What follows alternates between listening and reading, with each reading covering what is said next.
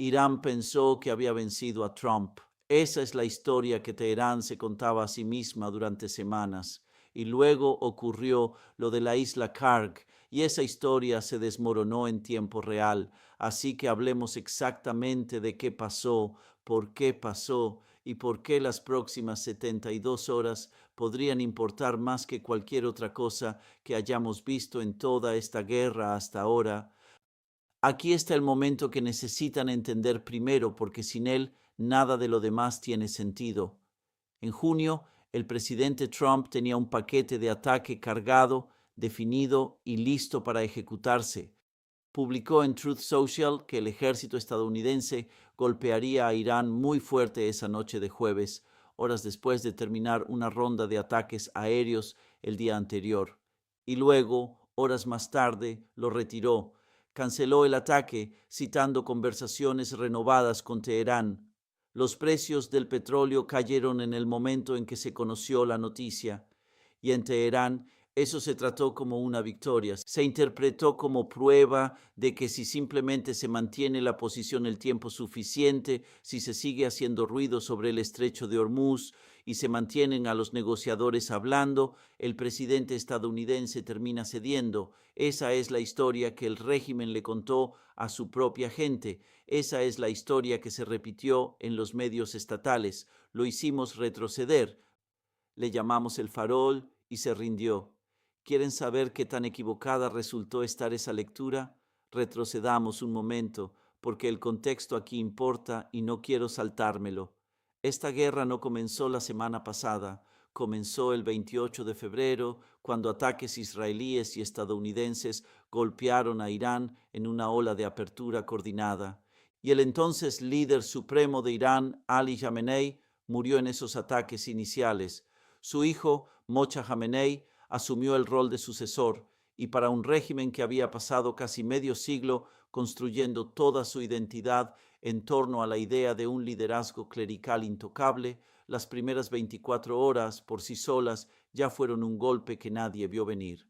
Desde ese día en adelante, este conflicto ha funcionado en un ciclo. Irán dispara contra bases estadounidenses y embarcaciones. Estados Unidos y sus aliados interceptan la mayor parte, absorben lo que logra pasar y responden con paquetes de ataque cada vez más grandes, no más pequeños.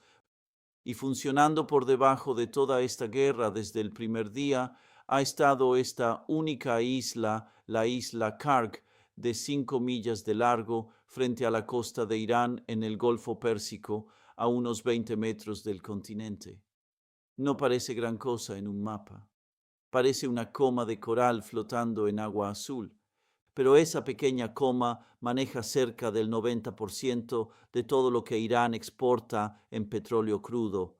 Cada dólar que el régimen usa para financiar su programa de misiles, para financiar al CGRI, para financiar la red de representantes en toda la región, la mayor parte pasa primero por las terminales de esa isla.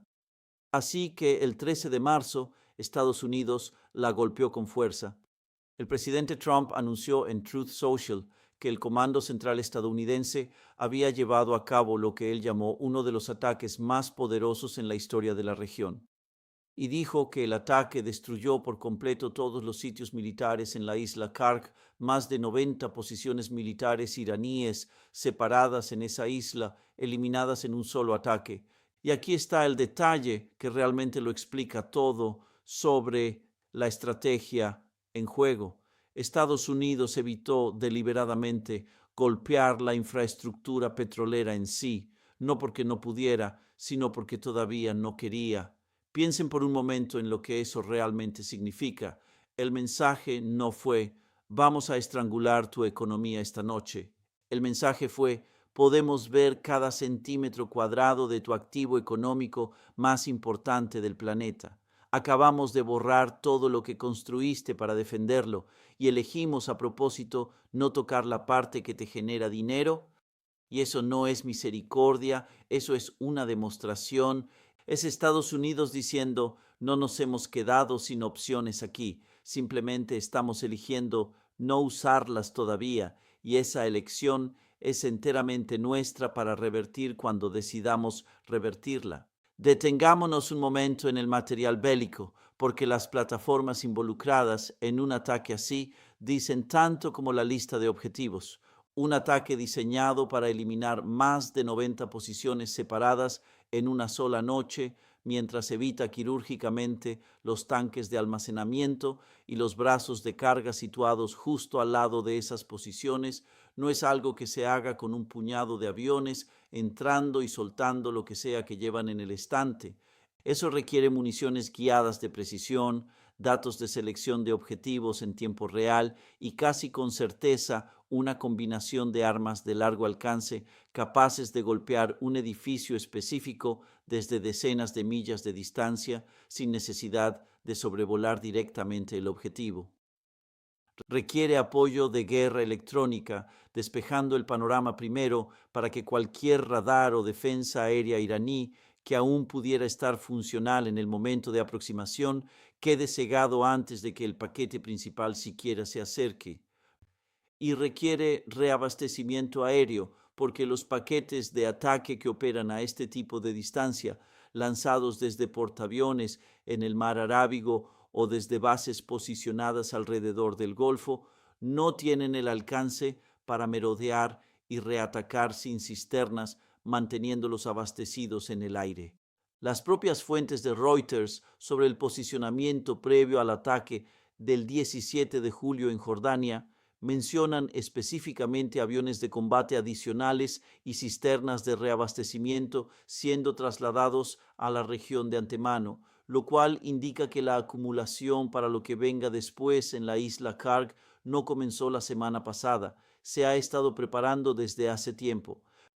Ahora, aquí es donde se pone interesante, porque el liderazgo de Irán tuvo que tomar una decisión después de ese ataque de marzo, y tomaron la equivocada. En lugar de interpretarlo como un disparo de advertencia con el seguro todavía puesto, lo interpretaron como el techo. Asumieron que la isla Karg ya había recibido su golpe, lo peor ya había pasado y la guerra seguiría desarrollándose por las mismas líneas de siempre: radar costero, sitios de misiles, defensa aérea, repetir, ataques nocturnos, y eventualmente se negocia un acuerdo, porque así es como siempre terminan estas cosas, ¿verdad? Excepto que el presidente Trump había pasado las semanas posteriores al ataque de marzo mencionando pública, repetida y casi casualmente algo mucho más grande.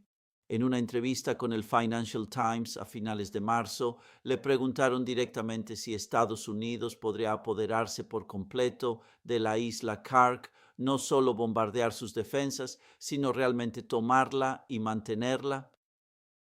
Y su respuesta fue, cito, tal vez tomemos la isla Karg, tal vez no, tenemos muchas opciones. Eso no es una negación, no es una evasiva, es un presidente diciéndoles, para que quede registrado, que una toma terrestre del activo económico más importante de Irán estaba sobre la mesa como una opción real, no hipotética, y siguió diciéndolo.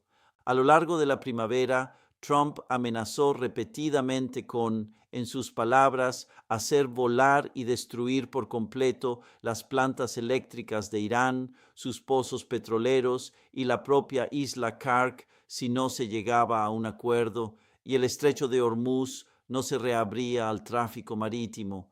Para junio había escalado el lenguaje aún más, publicando que en algún momento no muy lejano Estados Unidos tomaría la isla Karg y otros puntos de infraestructura petrolera, y asumiría, en sus palabras, el control total de los mercados de petróleo y gas de Irán, trazando una comparación explícita con lo que Estados Unidos ya había hecho en Venezuela. Léanlo de nuevo. No estaba amenazando con dañar la terminal, estaba amenazando con tomarla y operarla. Esa es una categoría de escalada completamente distinta a cualquier cosa que hubiera ocurrido antes en esta guerra. Y los analistas militares que estudian exactamente este escenario han sido directos sobre lo que en realidad requeriría. El vicealmirante retirado Robert Harward lo explicó para Fox News, describiendo cómo se vería una operación de toma real: infantes de marina desembarcando helicópteros sobrevolando, buques de guerra y aviones de combate de la Marina, estableciendo superioridad aérea y marítima total antes de que una sola bota toque la arena. Y los expertos citados por la Associated Press han sido igual de directos sobre el riesgo en el otro extremo de esa operación. La isla Karg se encuentra bien dentro del alcance de la artillería iraní en el continente, además de cualquier capacidad de misiles y drones que le quede al CGRI. Tomar la isla podría ser la parte fácil. Mantenerla bajo fuego sostenido desde 15 a 20 millas de distancia es la parte que convierte una victoria simbólica en un compromiso militar continuo y desgastante. Un analista le dijo a la AP que poner tropas estadounidenses físicamente en suelo iraní podría ser el golpe psicológicamente más devastador que se le pudiera dar al régimen, lo cual explica exactamente por qué sigue sobre la mesa y exactamente por qué todavía no ha ocurrido. Ese es el contexto entonces. Irán pasó meses escuchando este redoble de tambores, viendo a Trump retirar un ataque amenazado en junio y convenciéndose de que le habían llamado el farol. Y luego llegó julio, tras el fracaso del frágil alto el fuego que se había mantenido brevemente a principios del verano. Los ataques se reanudaron y el 7 de julio se reportaron nuevamente explosiones en la propia isla Karg, esta vez junto con ataques renovados en la isla Qeshm, la isla más grande de Irán cerca del estrecho de Hormuz y una pieza clave de lo que los medios estatales iraníes anteriormente llamaron su red de defensa costera. El propio Press TV de Irán reportó múltiples explosiones en Karg esa noche. Un video geolocalizado por CNN mostró explosiones e incendios más adelante en la costa, en Bandar Abbas, esa misma semana, como parte de una ola que el Comando Central estadounidense describió como ataques contra más de 80 objetivos separados dentro de Irán. Este fue el momento en que la teoría de lo hicimos retroceder necesitaba sobrevivir el contacto con la realidad y no lo logró. La isla que Irán había asumido era un capítulo cerrado, volvió a ser golpeada dentro de la misma campaña en expansión y esta vez cayó dentro de una ola de ataques que estaba reimponiendo explícitamente sanciones petroleras junto con la presión militar. El apretón económico y el apretón militar funcionando juntos la misma noche, apuntando al mismo tramo de 5 millas de coral que mantiene a flote las finanzas de todo el régimen. Y no se ha desacelerado desde entonces, si acaso el ritmo solo se ha intensificado. Para cuando llegamos a las últimas 2 semanas, el Comando Central estadounidense ha estado ejecutando noches consecutivas de ataques contra Irán, noche tras noche tras noche, sin pausa, algo que el propio CENTCOM ha confirmado en una serie continua de declaraciones públicas. El 17 de julio, misiles balísticos y drones iraníes golpearon una base aérea de la coalición en Jordania, matando directamente a 2 militares estadounidenses y dejando a un tercero desaparecido en combate, un estadounidense que luego también fue confirmado muerto, elevando el total a 3 militares perdidos en ese único ataque. CENTCOM dijo que las fuerzas estadounidenses y aliadas se estaban defendiendo del ataque cuando ocurrió. El secretario de Guerra Pete Hegseth los llamó héroes y dijo que su sacrificio solo endurece la determinación estadounidense. El secretario de Estado Marco Rubio lo expresó de manera aún más directa, describiendo lo ocurrido como un solo misil que simplemente se filtró a través de todo lo que se interponía en su camino. Estas fueron las primeras muertes en combate estadounidenses por fuego iraní desde marzo y reiniciaron por completo la temperatura emocional y política de esta guerra de la noche a la mañana. Al presidente Trump le preguntaron directamente sobre esto, Lo llamó algo muy triste, dijo que al país le duele ver que esto ocurra y dijo que sucedió en servicio a la nación y en cuestión de horas, no de días, horas, el Comando Central estadounidense respondió con una octava noche consecutiva de ataques, golpeando vigilancia costera, defensas aéreas, almacenamiento de misiles y drones, y por primera vez en esta ronda específica, nombrando explícitamente a las fuerzas del Cuerpo de la Guardia Revolucionaria Islámica como el objetivo directo de represalia por el ataque en Jordania. Ese no es un lenguaje sutil, es Estados Unidos diciéndole al CGRI por su nombre: sabemos exactamente quién hizo esto y vamos por ustedes específicamente, no solo por su equipo. Así que ahora acompáñenme a donde realmente están las cosas según los informes más recientes, porque aquí es donde se pone tenso, y me refiero a genuinamente tenso, no drama fabricado para efectos de un video. Según fuentes citadas por Reuters, Estados Unidos ya había comenzado a trasladar aviones de combate adicionales y cisternas de reabastecimiento aéreo hacia Medio Oriente, incluso antes de que ocurriera ese ataque del 17 de julio en Jordania. Eso no es una reacción, es una acumulación que ya estaba en marcha, y las fuentes de Reuters van más allá de eso. Reportan que las actuales oleadas de ataques, las dirigidas a forzar la reapertura del estrecho de Hormuz, se están utilizando simultáneamente para degradar las capacidades militares iraníes específicas que Estados Unidos necesitaría eliminar antes de ejecutar lo que los funcionarios describieron únicamente como operaciones más complejas. Deténganse en esa frase por un momento: operaciones más complejas. Eso es lo más cerca que un funcionario va a llegar de decirle a un periodista, bajo condición de anonimato, que lo que ya está sobre la mesa, enviar tropas terrestres a la propia isla Kark, más un ataque a la instalación subterránea que el presidente Trump ha llamado repetidamente Montaña Pickaxe, se está preparando activamente, no solo comentando en la televisión por cable. Y esa pieza de la montaña Pickaxe no puede separarse de la historia de la isla Kark, porque están siendo amenazadas en el mismo aliento, en las mismas declaraciones, como la misma categoría de próximo paso. Trump ha dicho públicamente que la montaña Pickaxe, ampliamente reportada como sede de una instalación subterránea iraní reforzada conectada al programa nuclear del país, sería golpeada, en sus palabras, bastante pronto. La respuesta de Irán a esa amenaza específica ha sido tan agresiva como cualquier cosa que hayamos escuchado salir de Teherán en toda esta guerra. Funcionarios iraníes han advertido que un ataque a la montaña Pickaxe ampliaría la guerra por completo y desencadenaría represalias más amplias contra los aliados regionales de Estados Unidos, y un periódico iraní de línea dura llegó a amenazar directamente con ataques contra instalaciones nucleares estadounidenses si esa montaña es golpeada. Dejen que eso les cale por un momento. Estamos hablando de un régimen amenazando con atacar infraestructura nuclear estadounidense en respuesta directa a una amenaza de ataque contra su propia instalación subterránea.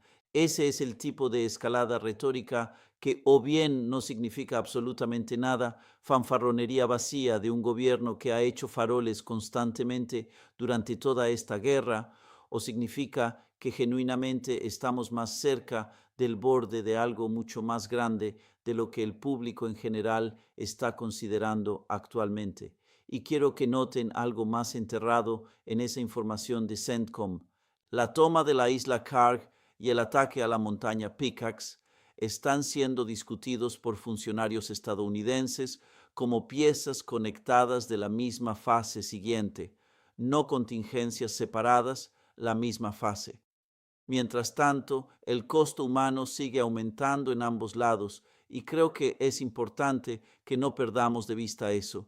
En medio de toda esta conversación sobre material bélico, el recuento actual de militares estadounidenses muertos en esta guerra se sitúa en 17, tras las muertes en Jordania y una muerte separada durante una detonación controlada de un dron iraní sin explotar en el norte de Irak esa misma semana. Ya se han realizado traslados dignos en la base aérea de Dover. El Congreso ha celebrado audiencias sobre el costo y la trayectoria de esta campaña. Hay una resolución privilegiada de poderes de guerra del congresista Schiff que todavía podría llegar a votación en el Pleno. Esta guerra tiene ahora un rostro: un teniente de 20 años, un soldado raso de 19 años, personas reales, y eso cambia el clima político en Washington de maneras que las cifras crudas de ataques nunca podrían lograr. Del otro lado del balance, el conteo de víctimas en todo el conflicto regional, no solo en los intercambios específicos entre Irán y Estados Unidos, sino en la guerra más amplia que ha arrastrado a Líbano, Israel, Irak y a los socios del Golfo, ha subido a los miles, con estimaciones que van, dependiendo de la fuente, desde alrededor de 7,000 hasta bien más de 9,000 personas muertas en todos los países involucrados. Esto ya no es un intercambio quirúrgico y controlado, si es que alguna vez realmente lo fue. Es una guerra regional con un número de víctimas que sigue subiendo semana tras semana. Y la isla Karg está exactamente en el centro de por qué nadie puede encontrar una salida que ambas partes estén realmente dispuestas a tomar. Y antes de continuar con el análisis, vale la pena tomar distancia por un momento para ver cómo esto encaja en la región más amplia, porque la isla Karg no está ardiendo de forma aislada. Los informes en torno a esta misma ventana señalan también a las fuerzas hutíes en Yemen como una pieza activa del panorama, con una postura permanente de bloqueo saudí contra la actividad naviera hutí cerca de Bab el-Mandeb, otro punto de estrangulamiento que se encuentra en la boca del Mar Rojo y que importa tanto para el transporte marítimo global como el estrecho de Hormuz. Los analistas que siguen este conflicto han señalado específicamente a la red eléctrica iraní como el punto detonante que podría empujar a los hutíes hacia una interdicción o ataque más directo por su propia cuenta en ese corredor, lo cual significa que una decisión tomada sobre la isla Karg o sobre la infraestructura eléctrica de Irán no se queda contenida en el Golfo Pérsico. Tiene un cable directo que conecta con un segundo punto de estrangulamiento a cientos de millas de distancia.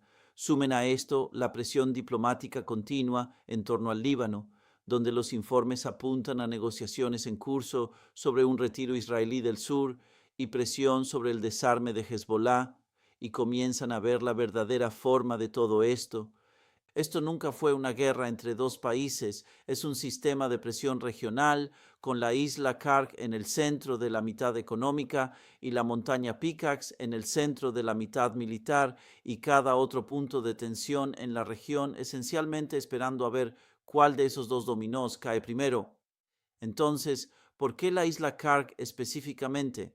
¿Por qué todo sigue volviendo a este único tramo de costa de 5 millas? Porque literalmente es la única palanca que importa más que los misiles. Se puede reemplazar un sitio de radar destruido, se puede reconstruir eventualmente un búnker de mando. Lo que no se puede reemplazar fácilmente es que el 90% de los ingresos nacionales por exportaciones desaparezca de la noche a la mañana. La costa de Irán a lo largo de la mayor parte del continente es demasiado poco profunda para los superpetroleros que mueven crudo a gran escala. Por eso, exactamente, Karg fue construida como una terminal de aguas profundas desde el principio, con una construcción que comenzó a finales de la década de 1950 y con la terminal entrando en pleno servicio alrededor de 1960. Durante más de 60 años, Karg ha sido el embudo por el que tiene que pasar cada barril de crudo iraní para llegar al mercado global. No hay un respaldo significativo. Irán se trasladó a instalaciones más pequeñas como la isla Lavan y la isla Sirri durante la guerra Irán-Irak, cuando Karg sufrió daños por ataques iraquíes en la década de 1980, pero esas instalaciones nunca fueron construidas para manejar nada cercano a la capacidad real de carga de Karg, que según algunas estimaciones permite que hasta 10 superpetroleros atraquen y carguen simultáneamente, No se puede replicar ese tipo de rendimiento con puertos de respaldo construidos para una fracción del volumen. Así que cuando los funcionarios estadounidenses hablan de tomar la isla Kark en lugar de simplemente atacarla, de lo que realmente están hablando es de tomar control físico directo del único punto de estrangulamiento que ninguna sanción, ningún bloqueo y ninguna campaña de presión diplomática ha logrado jamás reemplazar por completo. Y eso es lo que hace que toda la narrativa de hicimos retroceder a Trump que Teherán estaba manejando resulte tan espectacularmente equivocada. Esto nunca fue una historia sobre Trump retrocediendo permanentemente en junio. Fue una pausa, una sola ventana de ataque cancelada, incorporada a conversaciones de canal secundario en curso. Y en el momento en que esas conversaciones colapsaron, y colapsaron fuerte, la presión no solo se reanudó, escaló más allá de donde había estado antes de la pausa. El bloqueo contra puertos y embarcaciones iraníes que la Marina estadounidense ya venía imponiendo se intensificó aún más.